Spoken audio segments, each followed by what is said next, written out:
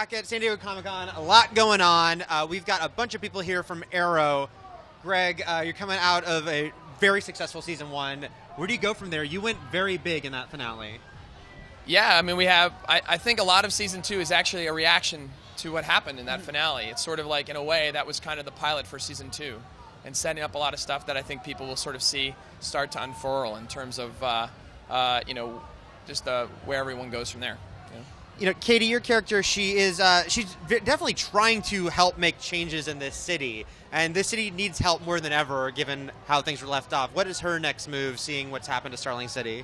Well, I definitely think that, as you said it, she's trying to help things, get better, and after what happened in the Glades, I think there was definitely a process of, community service, and with her and her father, I think anything, she's always trying to do the best that she possibly can, but you'll definitely see Laurel grow and kind of start to evolve from what happened in the finale. And there's a lot of cool things that are coming up for her, but I don't want to spoil anything.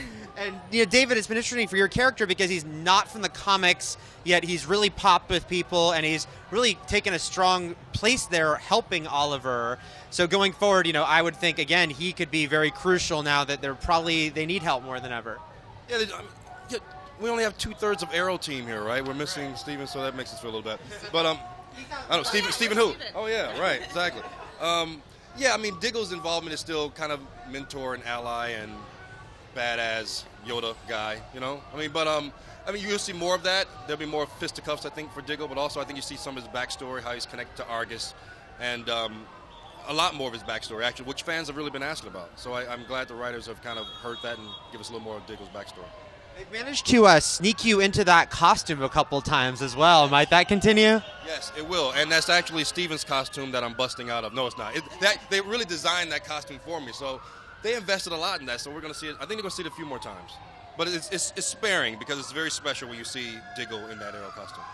Now, Emily, your character is interesting kind of in between. She's from the comics, but was kind of a minor character, and yet is completely popped as a fan favorite. Has that been crazy for you to see? Yeah, it's totally been crazy. I think people can relate to her because she's kind of awkward and a little bit flirty in all the wrong ways. Right. And she's really smart, and she's helping the team sort of excel. I mean, we wouldn't be a team if one of us is gone, so we're not a team right now, as you can see. We did that yesterday as well. One of us are gone. We're not a team. We're broken up. But, I think we'll get to see more of her in second season. We'll get to know some backstory, and I think the Arrow team will start to do some different things, maybe some more action. We'll see. Greg, when the show started out, Oliver was a complete lone wolf, and then that evolved, and now he's got a pretty good support system here with a couple people. How might that continue to evolve, especially with Roy in play? Well, our hope has always been to grow him and to grow his life from sort of being the vigilante, which he started as, to the Green Arrow that we all know and love in the comic book. And as part of that, you want him to have his Scooby Squad, and our hope would be to add at least one member to that group this year. That would be our hope. David, is it fun for you guys to get to sort of grow that team in the Arrow layer, as it were? The Arrow Cave, I beg your pardon. And Greg hit it around the head. That team is kind of expanding, and but it's a very useful part. Actually, in some of the upcoming episodes, very soon, I think you'll see exactly what they want to do with that Arrow team, and people are going to be very, very surprised at how it's used. I think people have an idea of it going a certain way, and the writers have been very, very, very good with giving people what they expect, but not exactly the way they think it should go. So I think you're going to be very surprised at how you see the Arrow team evolve. And Katie, are you itching to get into that layer? There's some fans that are itching to see you in there. Or are you for her to have different kinds of scenes with Steven? Yes, of course. It's definitely fun and exciting to be a part of the action. Absolutely. But at the same time, I think it needs to be organic and make sense, and it to be, as authentic as possible. I don't want to be, I just want it to make sense, because Oliver had to go through 5 years of the island to sort of turn into this vigilante that it just wouldn't make sense for it to kind of happen overnight.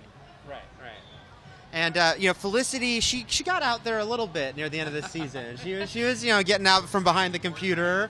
Might that continue now in season 2? She's getting a little adventurous. She's got her, combat boots on. Maybe right. we'll see. She does get to go out a bit more, and I think expect the unexpected with this show. The writers are so creative, and Mr. Greg over here, I think expecting the unexpected is a good turn for the show, a good theme.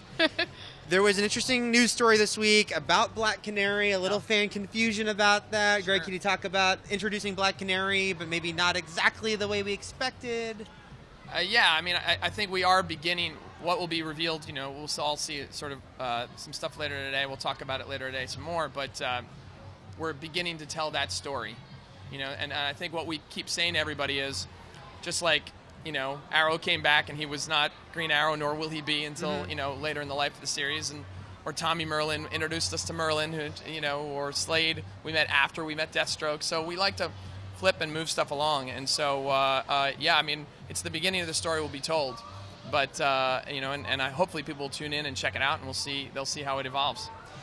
You mentioned Tommy, you mentioned the Merlin family. They are obviously out of the picture, it seems. Anything you can say about what might replace them, maybe as far as his father's concerned, as the bigger threat this season? Yeah, we'll have at least 2 bigger threats this year. Both are people have seen in the comic books before. So that'll be fun. So you guys have been shooting for a few days now. Anything you can say about, for each of your characters, sort of where we pick up, anything you're excited for people to see in that premiere? Starting with you, David. Yeah, I think, first of all, more Diggle in action, right? Because a lot of people really want to see that. But I also think, just echoing Greg's point, I think this is the formation of a hero. Last year we kind of had Arrow forming as a vigilante, and now we kind of have Arrow forming as a hero. And I think Diggle plays a really big part in that formation as a mentor and as an example, really, of a soldier to Oliver. You'll see more of that, a lot more of that, and his backstory. Hey, Katie, can you say about where we pick up with her in the premiere? Yeah, you definitely get to see, again, sort of some time has gone by and there's been a lot of grieving that's gone on, but her sort of start to evolve, and the relationships that she has, with people are definitely on a different level after everything that happened during the finale. And it's all really good, new and exciting stuff, but you'll definitely get to see, some shifts in her relationships.